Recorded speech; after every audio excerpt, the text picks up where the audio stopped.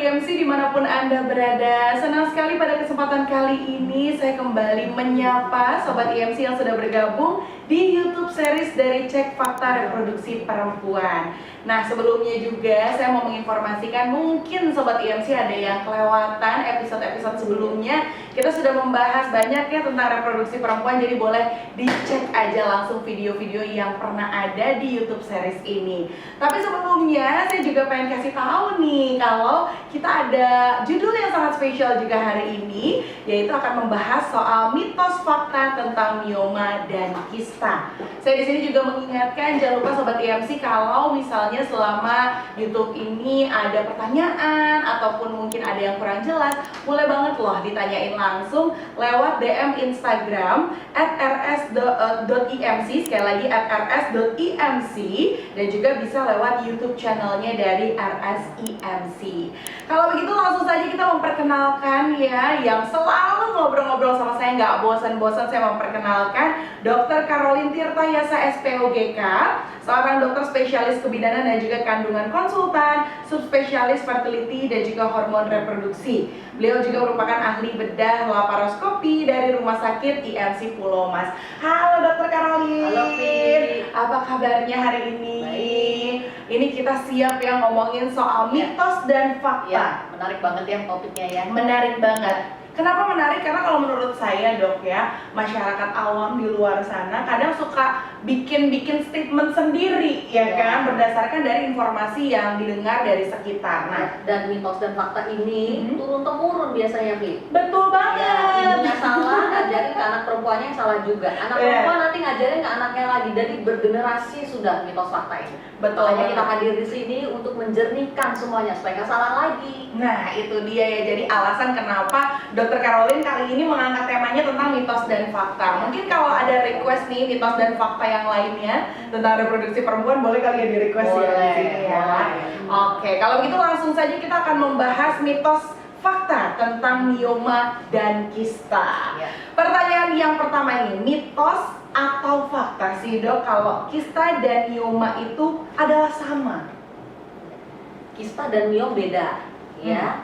Jadi kista itu dua-duanya sama-sama tumor kandungan. Tapi kalau kista tumbuhnya di indung telur, kalau miom tumbuhnya di rahim. Jadi beda organnya, sama-sama organ reproduksi tapi lokasinya beda. Ya. Cara taunya sama, pakai USG transvaginal itu aja. Oke, siap. Jadi keduanya itu sama-sama tumor kandungan yang memang besarnya itu atau tumbuhnya adalah di organ reproduksi perempuan. Betul. Tapi perbedaannya yang tadi sudah disebutkan ya, lokasinya. Oke. Yang kedua nih, mitos atau fakta. Jika belum menikah ataupun belum aktif secara seksual gitu ya, tidak akan terkena mioma atau kista dok? Itu mitos. Mitos ya? Mitos banget. Karena paranormal juga sekarang banyak tuh yang diketemukan, ada miom dan kista. Ya, mulai dari anak perempuan umur 14 tahun, saya pernah operasi miom pada anak umur 14 tahun. Polip juga ada anak umur 13 tahun. Ya, jadi tidak benar. Kalau kamu masih nona pasti nggak kena tuh penyakit organ reproduksi, itu salah banget. Jadi mulai dari pubertas, usia pubertas sampai nenek-nenek sekalipun nanti sudah menopause bisa saja terkena miom dan kista ini. Nah, itu dia ya. Jadi kayaknya kalau misalnya ngomongin perempuan nggak akan lepas dari ini ya, ketika muda pun sampai dengan tua nanti. Seperti itu ya dok. Waduh, jadi kita nih sebagai perempuan memang bebannya lebih berat nih ya, harus cek rutin secara berkala organ reproduksi agar kita tahu kesehatannya seperti apa. Check up ginekologi. Check up ginekologi minimal 1 tahun. 1 tahun sekali. Oke. Berikutnya, ini saya sering banget denger nih dok.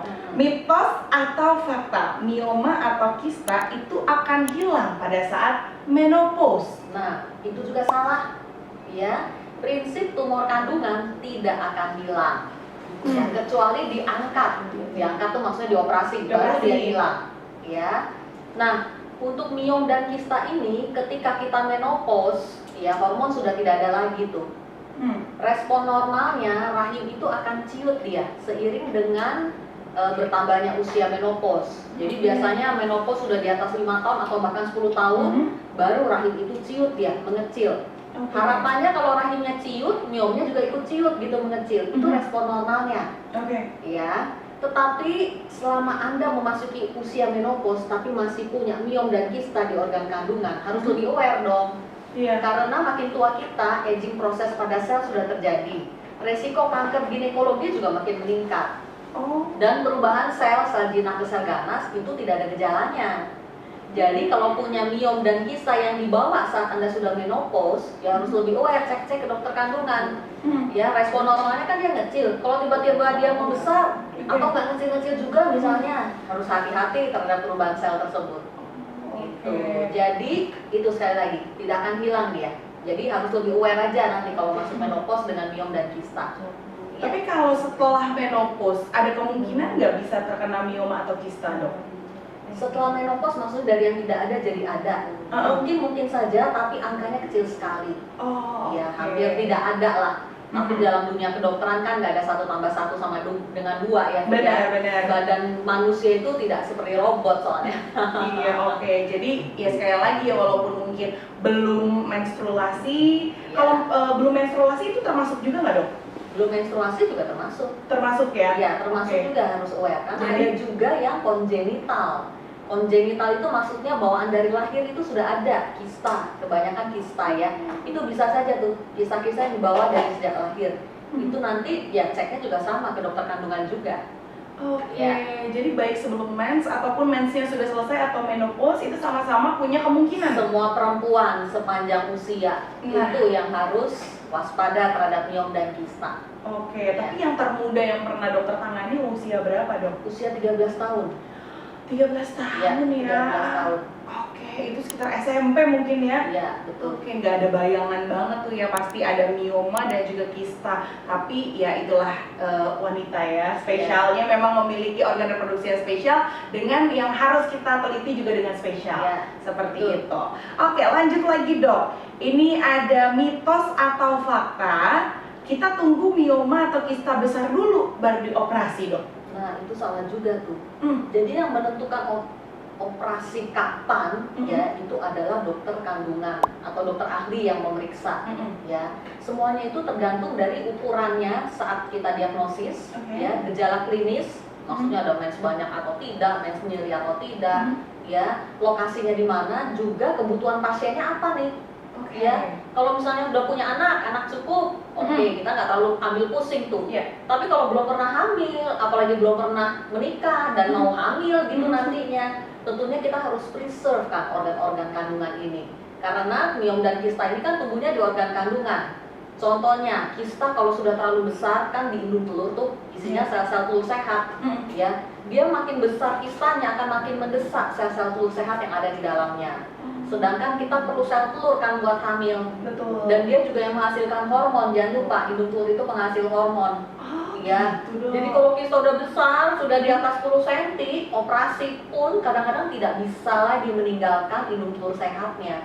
Jadi terpaksa harus diangkat satu indung telur itu. Sayang banget kan. Kalau seandainya kistanya masih 3 cm, 4 cm misalnya ya, kita masih banyak tuh sisa indung telur sehat yang masih bisa ditinggalkan untuk modal hamil nanti. Itu salah satu contohnya. Sama seperti miom. Makin besar miom, otot rahim sehat yang bisa ditinggalkan juga sedikit. Ya, kalau misalnya miomnya sudah memenuhi satu rahim bahkan lebih besar lagi, yang mesti diangkat sama rahimnya dong. Gitu. Itu nggak enaknya. Jadi prinsip tumor kandungan jangan tumbuh besar dulu baru diangkat. Ya, kecuali ya sudah bebas lah ya urusan reproduksi, anak cukup, mau diangkat sama rahim dan indung telurnya juga oke. Ya, tapi kalau angkat indung telur kan menopause lebih cepat juga nanti. Oh gitu, Dok. Iya, karena indung telur kan penghasil hormon. Oh iya, hidung telur yang tidak dibuah itu yang keluar pada saat menstruasi ya, Dok? Enggak, betul ya? bukan Oh, itu. bukan? Itu beda lagi urusannya. Beda lagi urusannya. Sekarang kita fokus di mitos dan fakta. Oke, siap. Nanti mungkin ada waktu untuk pembahasannya lagi. Mitos atau fakta berikutnya. Kalau misalnya operasi mioma atau kista justru malah menyebar, Dok, mana-mana. Nah, itu juga salah tuh. Mitos juga tuh ya? Ya, mitos juga. Ya, banyak orang nggak mau dioperasi karena asumsinya kalau dioperasi nanti nyebar dong malah. Benar, takutnya gitu ya yang saya sering dengar. Bukan, miom dan kista rata-rata jinak. Ya, tumor jinak yang nggak akan menyebar harusnya. Tapi kanker pun yang menyebar ya justru harus dioperasi juga sedini mungkin. Jadi operasi tidak akan menyebabkan dia menyebar, enggak. Justru kalau tidak diangkat dia malah menyebar kemana-mana. Iya Oke. dong. Kalau nggak diangkat bendanya masih di situ, nanti lepas satu sel atau 2 sel dia nyangkut di kelenjar getah bening atau organ lain kan bisa. Justru harus diangkat biar tidak menyebar, bukan sebaliknya. Jadi Oke. jangan salah. Ya. Jadi kalau dokter sudah memutuskan buru-buru nih diangkat, buru-buru operasi, kerjakan. Oke. Ya, berarti dokter ahli sudah memutuskan itu keputusan yang terbaik untuk pasiennya dengan menimbang faktor-faktor tadi yang saya bilang. Oke. Tapi kalau misalnya menunda operasi, kemungkinan penyebarannya itu paling sering ke organ apa tuh dok yang ditemuin sama dokter? Nah, kalau miom dan kista, dia di situ-situ aja. Tapi kan tambah besar tadi ukurannya yang saya bilang. Gitu sampai Ya. kayak hamil tuh ya, Iya, kita sudah bahas seperti- sebelumnya. Iya, jadi benjolannya makin besar, makin tidak ada lagi jaringan induk telur sehat atau rahimnya yang ditinggalkan. Oke, Iya. seperti itu ya dok. Oke. Nah, kita lanjut lagi ke mitos atau fakta berikutnya. Mitos atau fakta pada usia premenopause, mens itu akan tambah banyak dok, katanya ngabisin nih kalau kata orang awam. Gimana? Itu mitos juga. Itu mitos juga. Mitos juga. Oke. Ya. Jadi usia pramenopause itu sudah dimulai saat seorang perempuan itu usianya memasuki 40 tahun. 40 tahun ke atas deh itu usia pramenopause. Dari usia pramenopause sampai dia menopause itu bisa di atas 5 tahun biasanya. Kadang-kadang 8 tahun, bisa 10 tahun, tergantung masing-masing orang berbeda. Karena tergantung faktor genetik, hormonal, dan lingkungan atau lifestyle-nya antara lain. Ya. Nah normalnya pada usia pramenopause kan hormon makin nggak ada nih. Mens harusnya tambah sedikit, bukan tambah banyak. Ya, tambah sedikit, lama-lama hilang tuh memasuki usia menopause. Itu respon normalnya. Jadi kalau Anda umur 40 tahun ke atas tapi mensnya tambah banyak, segeralah datang ke dokter kandungan. Ya, karena biasanya itu ada miom atau polip atau adenomyosis atau penebalan dinding dalam rahim tuh, hiperplasia endometrium. Itu sering menjadi penyebab perdarahan pada wanita di atas usia 40 tahun. Jadi segera cek ke dokter kandungan kalau di usia tersebut mens Anda tambah banyak. Oke, jadi masalah-masalah yang ada di organ reproduksi perempuan itu bisa saja terjadi ketika sudah mau menopause gitu ya, nggak menutup kemungkinan. Jadi Tidak menutup kemungkinan. semua usia seperti yang Betul. sudah dibahas di awal ya, seperti itu. Lanjut lagi nih kita. Untuk mitos atau fakta, kalau sudah menopause itu nggak usah cek-cek lagi ke dokter dok, karena kan udah nggak ada masalah, udah nggak ada mensnya. Ya, itu mitos juga. Ini mitos juga Ya, dok? mitos Oke. juga. Ya, jadi orang kalau sudah menopause, ya, menopause itu aging proses pada sel itu sudah berjalan. Ya, sel-sel kita itu tambah tua. Ya, metabolisme sel itu sudah makin jelek. Gampang banget tuh terjadi perubahan sel dari sel yang normal ke sel yang nggak normal. Nggak normal di sini maksudnya sel kanker antara lain. Ya. Ya, karena itu resiko terkena kanker ginekologi, ya mulai dari kanker rahim, kanker induk telur, itu justru makin tinggi saat seorang perempuan memasuki usia menopause. Justru kalau kita sudah menopause, mesti sering-sering ya aware cek-cek organ kandungan. Apalagi kalau memelihara nih miom, kista masih ada nih dalam perut nih. Ya. Kan tadi saya udah bilang nggak akan hilang dia. Mesti dijaga, mesti dilihat-lihat tuh, dicek-cek. Jangan sampai kaget-kagetan nanti. Kok miom yang mestinya tambah kecil jadi tambah besar? Itu nggak ketahuan. Ya, sekali lagi perubahan sel karena kanker tidak ada gejalanya sama sekali. Kecuali kankernya udah stadium 3 ke atas ya. Tapi kalau kanker udah stadium 3 ke atas ya, sudah angka kesembuhannya sudah tidak bisa 100% lagi. Udah nggak bisa diapa-apain lagi. Kalau orang bilangnya, ya kita hanya operasi pun hanya paliatif, mengurangi gejala, bukan mengobati kankernya lagi. Oke. Ya, jangan sampai. Lebih baik kita mencegah daripada mengobati. Ya, Itu dia yang mau saya highlight ya, lebih baik mencegah daripada mengobati. Jadi mencegah dengan mungkin pola hidup yang sehat Ya, dan lain betul. sebagainya ya dok Pola ya. hidup sehat itu termasuk antara lain datang ke dokter kandungan untuk cek kandungan. Nah itu Yang cek benar. ginekologi, check up ginekologi, pap smear dan USG transvaginal setahun sekali cukup. Hadiah buat diri sendiri. Ingat ya. Iya, jadi Oke. kalau sekarang orang anak-anak muda biasanya bilangnya self healing, self love. Self love-nya datang ke dokter Itu, Objin. antara lain itu hadiah buat diri sendiri. Ya, Iya. supaya kita tetap sehat.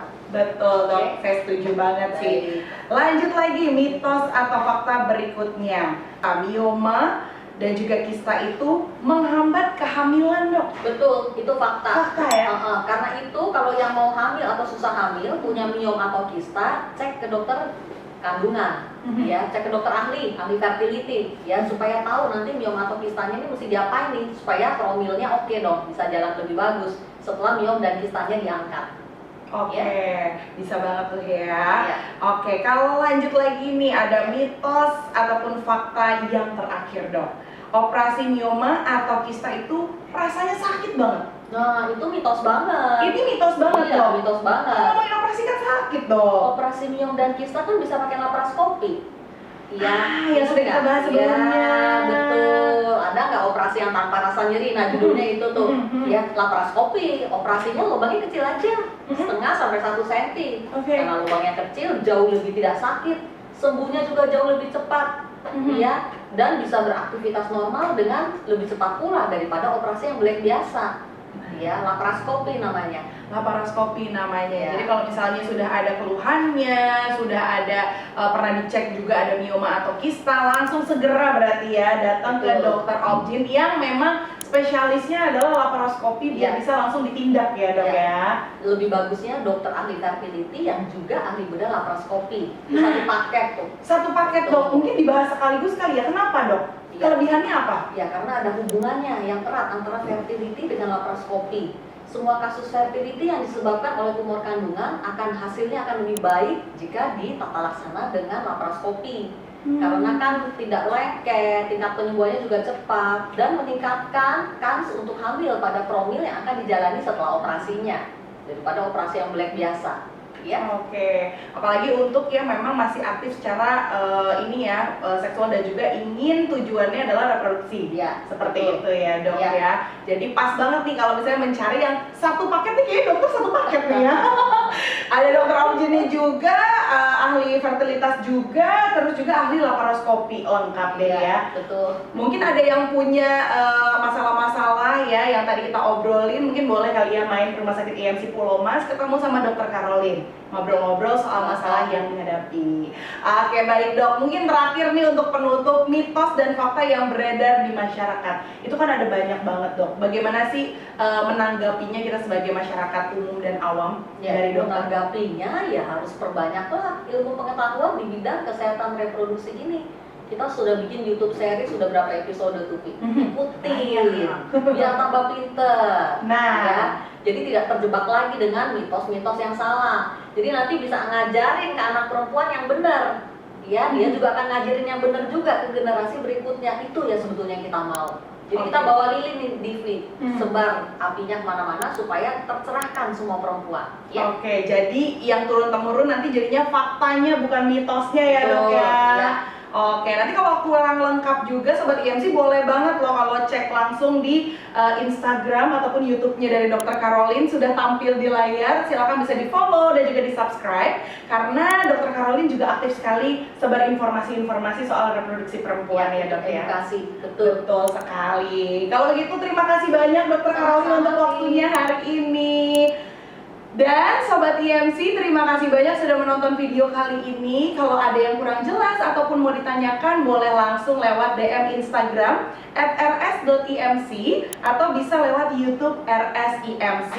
Tapi kalau misalnya pengen tahu nih ya untuk video-video sebelumnya membahas apa aja, boleh dicek ya di YouTube series dari Cek Fakta Reproduksi Perempuan. Nanti kita akan ketemu lagi di episode-episode berikutnya. Terima kasih banyak dan stay tune terus di YouTube series dari Cek Fakta Reproduksi Perempuan.